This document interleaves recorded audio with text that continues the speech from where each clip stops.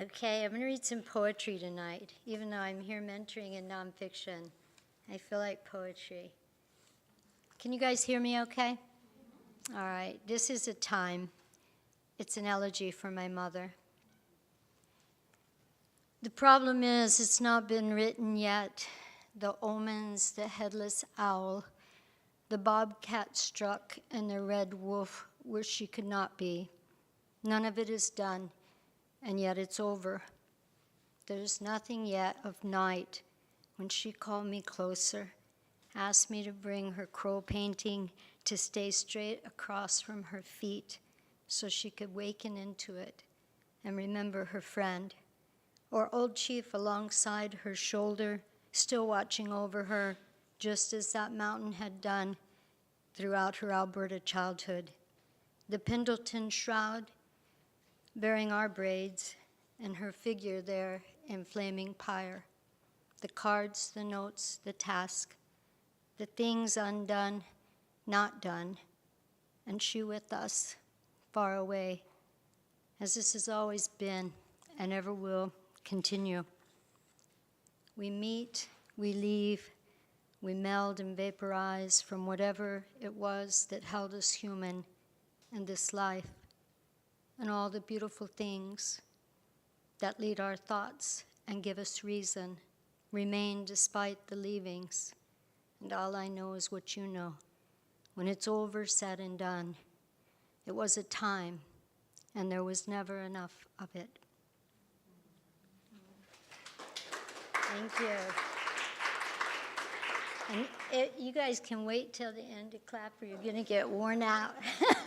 Because I'm going to read several shorter poems. I'm kind of known for getting up here and reading most of a book length or whatever I can get out, but I'm reading some short ones, so I'm giving you guys a little break.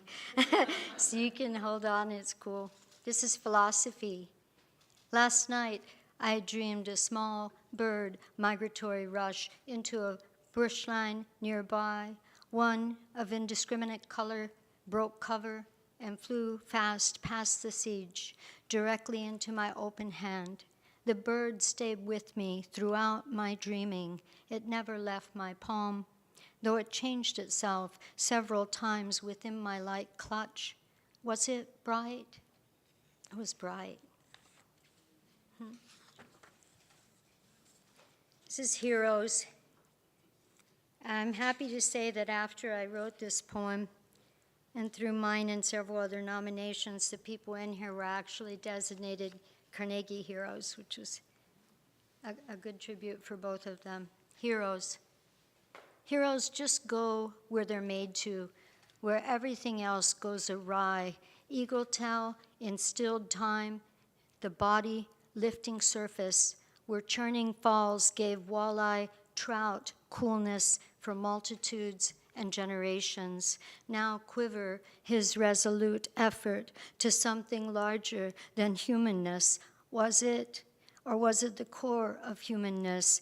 Was it melody, rhythmic water, moving serpentine, as it is always grasp, carrying and then delivering the boy back to the surface, in turn taking in the child's sister, with the brave stranger to the people, and to people the underneath, where we seldom belong, below the falls.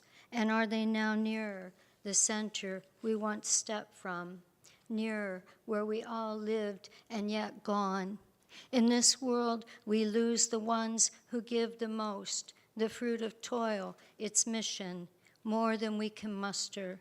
Each time the water here surges and crashes, I feel his last words. I got him. Hold on to me. I won't let go. Yeah, Sioux Falls, South Dakota. I was there for some events we had, and there was a little boy who had stepped off the rocks, and the river overtook him, and he was an Anglo child. His sister jumped in to save him, unsuccessfully, and a native guy standing nearby jumped in to save both of them. And the teenage girl and the guy who stepped in, Lao Eagle Tail, both drowned, but the boy was saved. He was pushed back up. So they were successful in saving the boy, but not themselves. This is 1973.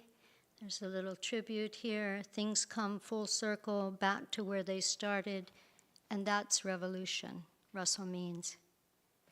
It was war by any fine-tooth measure when hunkered down in our grandma's belly, cold, prickling quill, resistant shuddered, the bunkers filled with 15-year-old horsemen, shielding her tongue like any warrior would. And when it was over, the tanks and troops shivered their way back to doom, while manifest destiny licked its wounds. Lechia o Iokipi.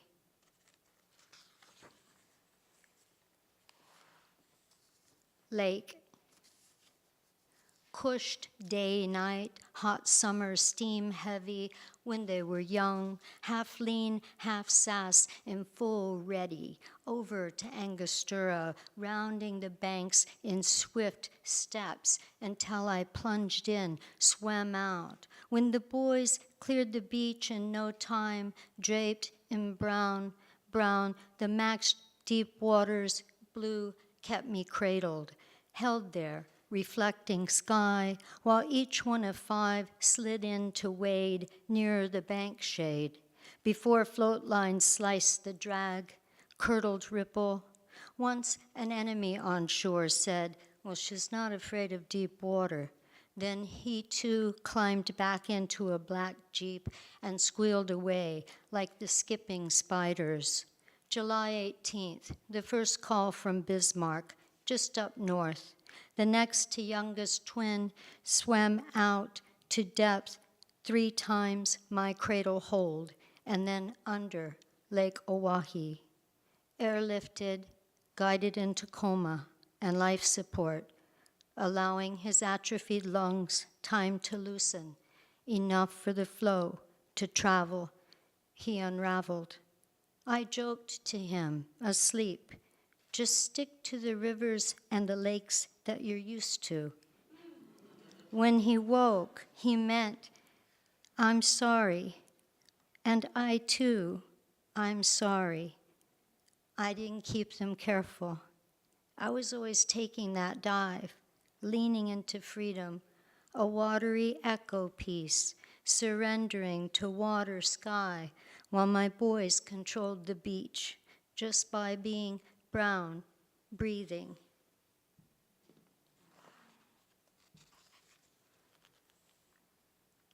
Nino de Aquella. A few coins, can I leave you? Can I walk by without leaving in and holding you close, telling you the star's pathway beyond this math? Nino de Aquella.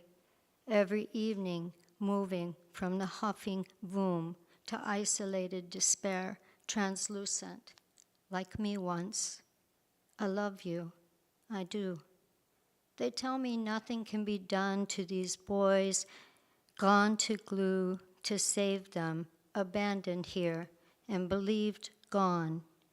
And I know the boy who left lockup for reservation home and returned to us, with his mind half gone, so the asylum brain scan shown. I know, yet here, your eyes, damn it. Can I not leave this duty to you for the state? Reach down, lift you, remember my own soul, starved, muffled, and what then? Each boy becomes our son?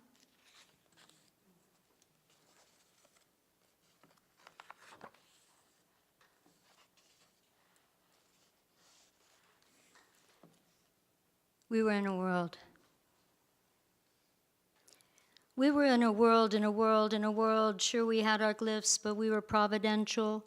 Once some alphabet believers, the glass purveyors, Irctus, Arsos, killers, Centaur, bailiwick on cursed course, far faster gyration, backspin, a burling intrinsic angular momentum, the bosun melts, spinning it careened away, iceberg, glacier braced, time traced, yesterday, an unshakable base all below a flushed alluvian torrent, Niagara pour, special spate, flux flow until their coastal citadels moldered from cyclone, tsunami, hurricane gale. The tornadoes tossed turf wherever they pleased. Eruptions molded her back into something she deemed worthy, not to mention those fracking quakes. And the people pushed into cataclysm a few generations from alphabet book imposed catechism, and soon were calamity, tragedy, storm splinters, fragmented particles of real past in a world gone away from oratory, songs, oral literatures, orations into gyrations,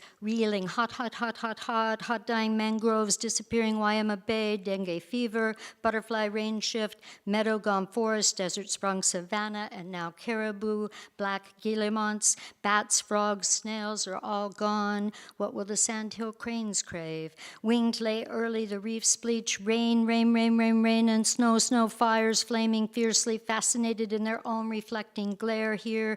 The marmots are rising early, mosquitoes enduring longer lasting biting, spreading West Nile. The polar bears quit bearing, robins swallow, and they enter Inuit life.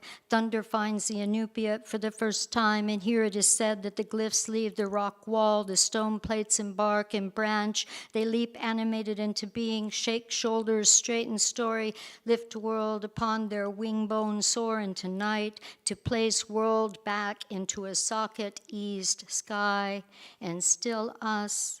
Some say the soup left over is worded with decolonized language, and some say the taste lingers even now.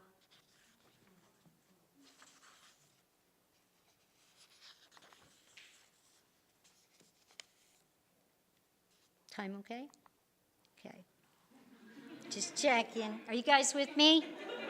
Okay. We'll keep going. This is taxonomy. This is kid stuff here. Kid stuff. Taxonomy. Mornings made delirious, scrambling into thread out from dreaming and wrangling ways past illusion into streets, unpaved, unproven, unmet. It was hard over, no sunny side easy, and the only yoke was seated sky. It rose streaming over the lot of us, quickened in some strain no corona could bear resting lean-to. And then the mesa set standing wayside, case some giants made their way back into the meantime and met us here, met us. We were tabooed, shunned, mocked, and on our mettle most any pierced day. The principal struck blows to us to show we deserve no mercy. It was splintering, holes bored, blistered, each smacking wave. We were deserving, wave after wave. The first grade took the test out of me. I never did spill again, no matter the syndrome. We were anything but beggars. We scraped by, held up, flung ourselves into every angle, and withheld our curve. We split loose from whatever held on, and Motown made our mercy. Only soothed in western rooms, rounded in radio waves, gleaning out the inside of my mom's maternal mind. Unkind synapse charged, firing beyond the reason goals. She moved through it like lightning, charged each wave with a serious challenge, but nothing made it bearable, and hands down was just a game we called brag. The only hands down we laid was on the ball court. Home front was a daily challenge, and there was nothing certain other than each day would be just like the last, unless they moved you, sent you off to foster somewhere again.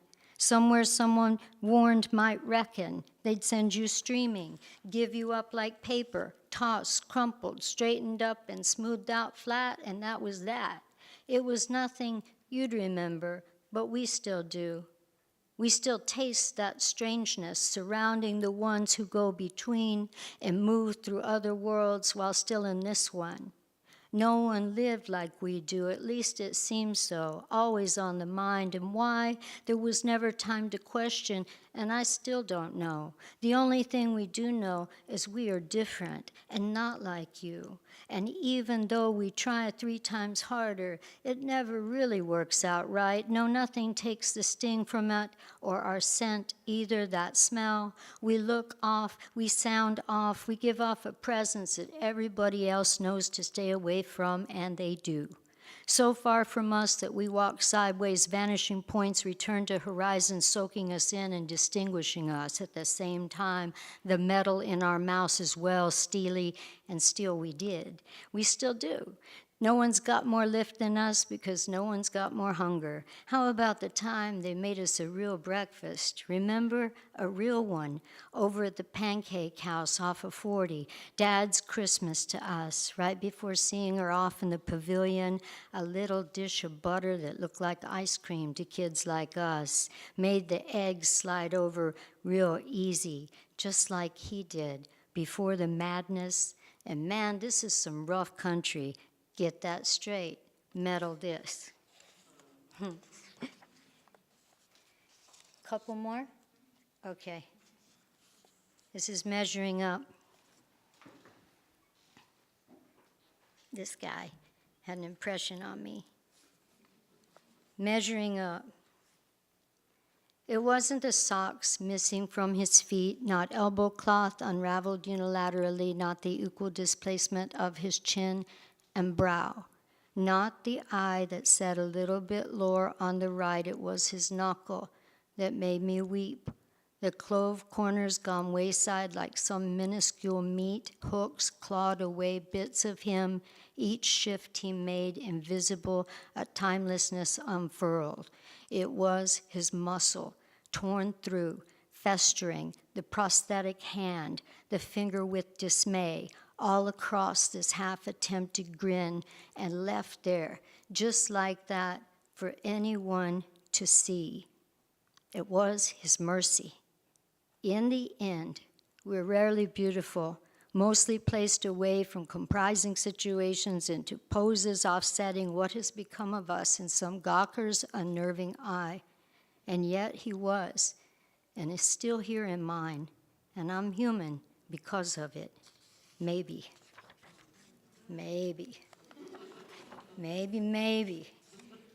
Okay. In November, I got an interesting email, and it was NewsHour from PBS, and they said, oh, well, we're looking for a piece to be our response to the election, and we found this poem of yours. So we'd like to use it as our response to the election and interview you today really quick. And I said, I'm heading to the airport to pick up somebody. And I said, I can pull in a cafe. So we did this little interview, which you can pull up in November. And I don't know how they found the poem, but I wrote this in a plane during the Bush era on the way to Colombia, South America, to go read in the war zone while the war was pretty intense there. And my embarrassment about so many things of the state, at the time. And so this was my answer to that era, but I think it stands true today and continues to be truer than I would like it to be. America, I sing back. There's a little tribute here for both Hughes and Whitman that I'm ripping off of, and my dad. America, I sing back what sung you in. I sing back the moment that you cherish breath. I sing you home into yourself and back to reason. Before America began to sing, I sung her to sleep. I held her cradle board, wept her into day. My song gave her creation, prepared her delivery. It held her severed cord, beautifully beaded. My song helped her to stand, held her hand for the first steps. It nourished her very being and fed her, placed her three sisters strong. My song comforted her as she battled my reason and broke my long-held footing sure, as any child might do. As she pushed herself away, forced me to remove myself. As I cried this country, my song grew roses in each tear's fall. My blood veined the rivers, painted pipestone quarries, circled canyons, while she made herself, made him fine. But here I am. Here I am, here I remain, high on each and every peak, carefully rumbling her great underbelly, prepared to pour forth singing. And sing again I will, as I have always done, never silenced unless in the company of strangers, with some stoic face, polite repose, polite, while dancing deep inside, polite, mother of her world and sister of myself.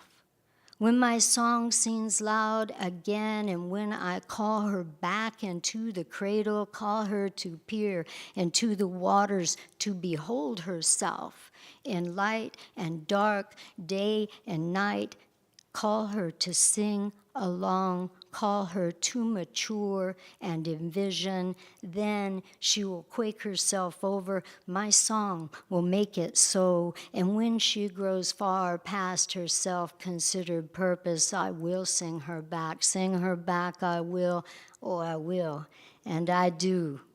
America, I sing you back. Sing back what sung you in. Thank you.